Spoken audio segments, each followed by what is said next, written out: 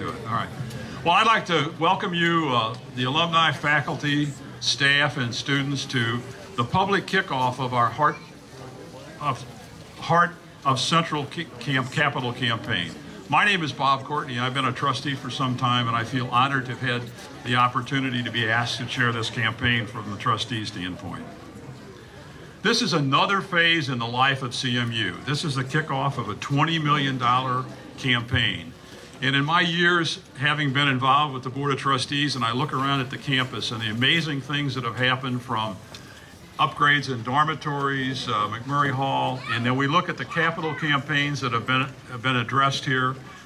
We have the Inman Student Activity and Community Center. This is the first big one we did, and what it made a difference on the campus. We then had a campaign for athletics where we upgraded the football field and the field house. It had a major difference. And the last one we completed was Classic Hall, which those of alums who have not been into Classic Hall, it's amazing. There have been many other activities that have happened on physical plant here as a result of budgetary situations where we were able to do things. What will the Heart of Central campaign provide for us in the next phase? First, it's a health science building that you're seeing being built over here on Mulberry Street, which will provide 25,000 square feet of space for our allied health courses. The next phase will be the renovation of Stedman Hall, which has been needed for some time, and we're going to find very great improvements there. In addition to that, there will be contributions to the endowment fund and continual annual support. At this time, I'd like to introduce to you Tad Perry, our chair of the Board of Trustees. Tad is a native of Fayette, a CMU graduate. His entire career was in higher education. He taught at Ball State University in Indiana and recently retired as the head of the Department of Higher Education in the state of Indiana. And I'm sure that Tad is going to carry us on to the next phases as we see the improvements in Central and CMU. Would you give a warm welcome to Tad Perry? Thank you.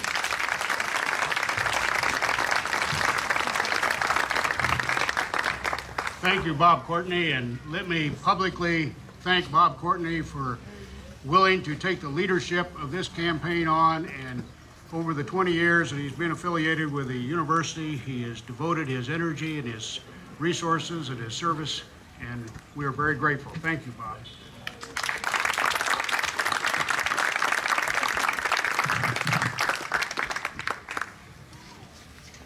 This is kind of an exciting time for Central Methodist University. The new building that we see down the hill, the building behind me, Stedman Hall, which needs a renovation to bring it into a contemporary state for the sciences, will give us things that we so vitally need, not only in Missouri, but nationwide, as we look at the science disciplines. And it so much fits the history and the legacy of Central Methodist University. We have graduated many doctors and nurses and professionals in the health fields, as well as scientists in chemistry and biology particularly, who serve not only the nation, but much of this state.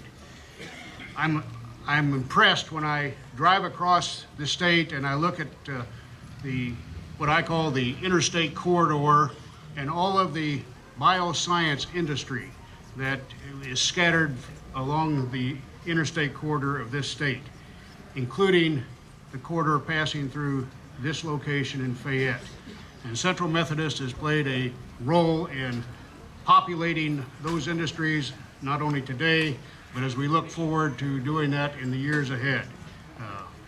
By revitalizing the facilities and the opportunities our students have in the sciences, we will go a long way to making our contribution to Missouri, to this part of the country, and to the nation as a whole. It's my pleasure to introduce the president of Central Methodist University. I've had the pleasure of working with a number of presidents in my professional career, and I can tell you that I have seen no one better than Roger Drake. He is an exceptional leader. He's doing a phenomenal job. We are pleased that in the last 15 months we were able to get him to relocate from Kentucky to the better part of the world here in central Missouri. He'll never go back. not on my watch anyway. If you don't know anything about Roger Drake, I'm going to tell you two things that you need to know about him. One is he plays 8 different instruments. And if you have an opportunity to hear him play even one of them, make sure you take advantage of that. And secondly, he is undefeated, 35-0 in ping pong against the student population at this university.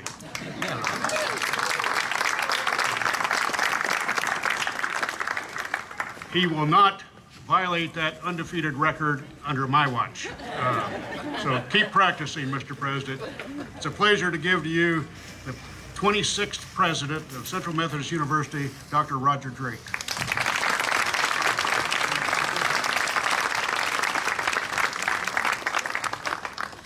Thank you, Ted. That introduction was generous. I appreciate it. Some of it was even true. I was scared when he was saying that he had worked with a lot of university presidents. I figured his punchline was going to be, and Roger is one of them. But I do appreciate what he said. This is a great day for Central Methodist University. I have the unique honor to have been able to say that quite frequently over the past 15 or 16 months since I've been here at Central. We recently announced the campaign for the Heart of Central. That was a great day. We recently broke ground on the new Center for Allied Health. That was a great day. We recently announced record enrollment. That was a great day because it means that our mission and what we sell here, what we mean to people, to students and to families in mid-Missouri and in Missouri and in states beyond and in 36 different countries this year. It means that our mission is still relevant and meaningful.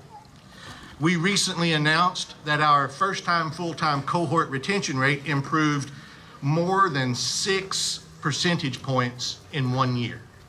That was a great day. And then the greatest day of all, we announced that we graduated more than 900 students last year from this institution.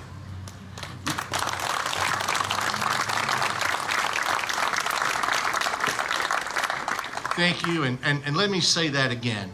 900 young people earned their college degree. They had their ticket punched for a life well lived by this university in mid-Missouri. So with each of those announcements, it was a great day for Central. Today is another great day. We are going to be honoring two couples that have contributed so much to this university. I want to begin by announcing the largest gift in the history of Central Methodist University. Jay and Kelly Jacobs. They mean so much to not only Central, but to Fayette High School, all the institutions in this area.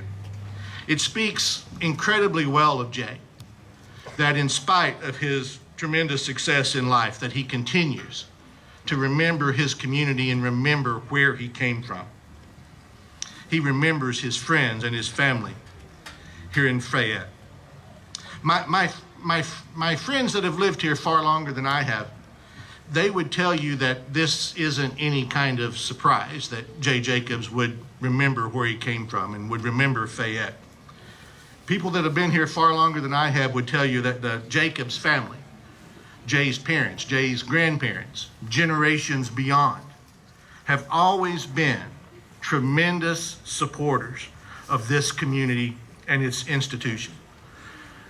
I can't begin to try to describe to you the capacity that Jay Jacobs serves in his job with PIMCO.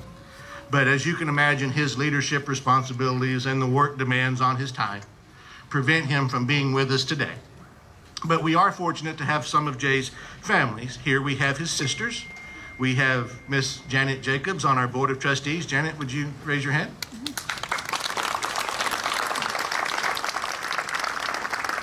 Jennifer Moorhead is here. Jennifer? Is Julie with us? Oh. And Julie Manish, she raised her hand before the cue. There she is.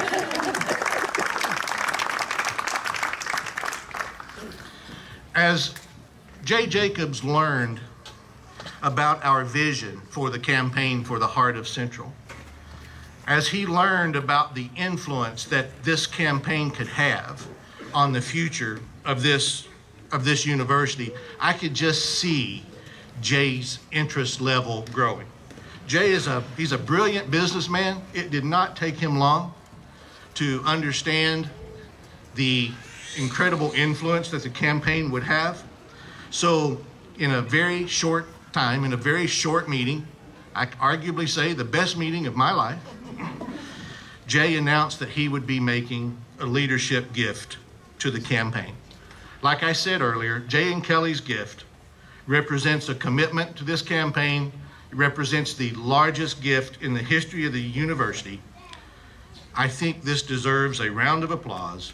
Jay and Kelly Jacobs have made a leadership gift to this campaign of $3.6 million.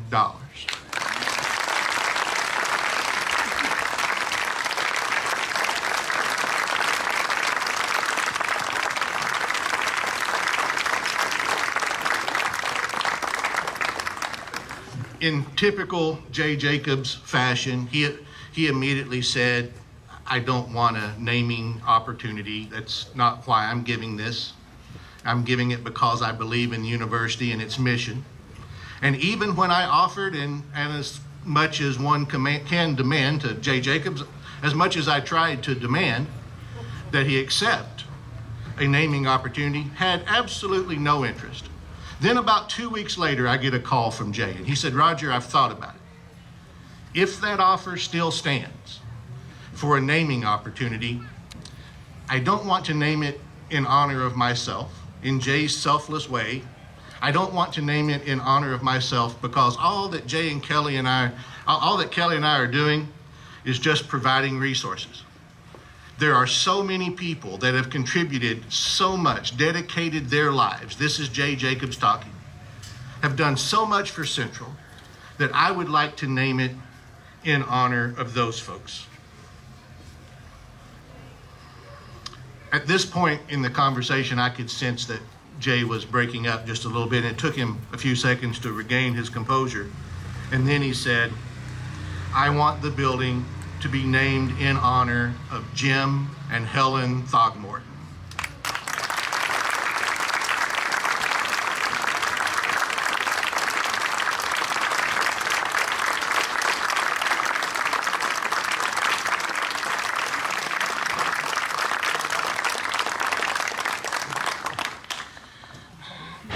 In my inaugural address, if any of you folks had to suffer through that, I said that I have very few regrets in life. But I do regret that I did not get to meet and did not get to know Jim and Helen Thogmorton. From the wonderful stories I've heard about them, I suspect that I would have loved them very much. I love the stories that I've heard about Jim and Helen, and one of my favorites, I've asked Kathy her permission to repeat a story that Kathy told me. Toward the end of Jim's life, Kathy visited him in his hospital room, and she could tell that he was a little bit down in spirits. She asked what was wrong, and he said, you know, I just don't know if I've made any difference. I don't know that if my life has made a difference. So Kathy goes home and she prints out, not nearly all, she just prints out some of the emails that she had received from students and colleagues, alumni, and folks that made an incredible, that just thought so highly of Dean T. So she says she brings back a stack about like this. Remember, this isn't all of them. She brings them back and she puts them on a table near Jim's bed in the hospital. And she tells him, you know, this isn't nearly all.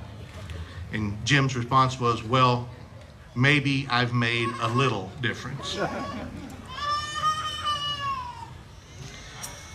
I want to close with two quotes from Jenny Bergston, from an article that Jenny Bergston wrote. It was a piece titled "The Quintessential Dean" in the CMC Alumni Bulletin. In the opening paragraph, Jenny wrote, "Dean T, your contribution to our college has been incalculable. You have never demanded attention for yourself or even properly accepted credit for all the tasks you were assigned. Your career of service has been a manifestation of your personal values, gentleness, honesty, fairness, sensitivity, and love, committed consistently and unceasingly on behalf of the college that cares." Jenny closed her tribute with a statement that has proven quite prophetic. "The Central Campus is so imbued with your spirit, you will always be here, Dean T."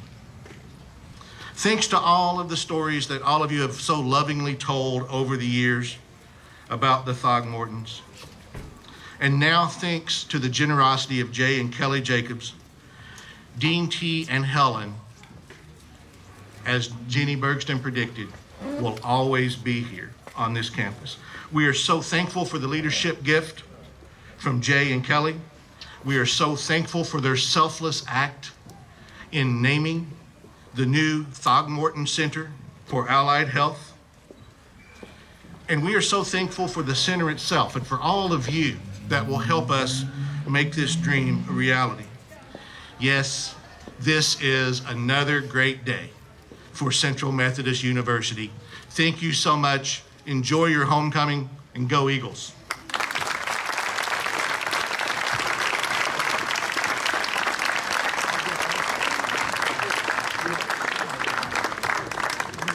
Jenny, your written words were so eloquent. Bob Courtney has suggested that I get this microphone down there to you. Would you say something to us impromptu, please? Okay. I may not be able to do this without tears, okay? So just forgive me. But Dean T and I worked together when I was a student here, when I organized things for our class, which is celebrating its 55th, and also when I organized things in Washington. And if Dean T and Helen, if I could say to alums in the Washington area, Dean T and Helen will be there, people came. And one day on one of those events, we had 55 alums from the Washington area who came to a dinner that they came from Central to come and be with those alums. I guess my favorite story is exceedingly personal. My senior year, I was secretary of the student body, and Dean T was sponsor for the student council. And the rules in those days were that the secretary and the sponsor had to count the ballots for the election for president, vice president, etc. And the guy that I have lived with for 52 years was running for student body treasurer that year. So Dean T and I, with our paper ballots and signed by individuals, sat down to count the ballots. And we got through the first counting, and that person I live with had lost by 10 votes. So Dean T, without missing a beat, said, "You know, I think we better count these ballots again, don't you?" And I said, "Yes." So we counted them again, and Fred only lost by 7 votes.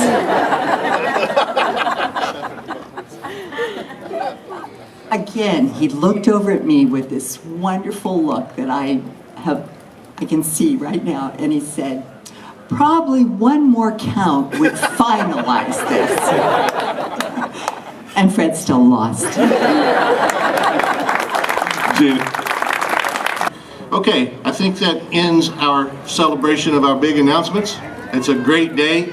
Enjoy your tailgate lunch and enjoy the rest of your day.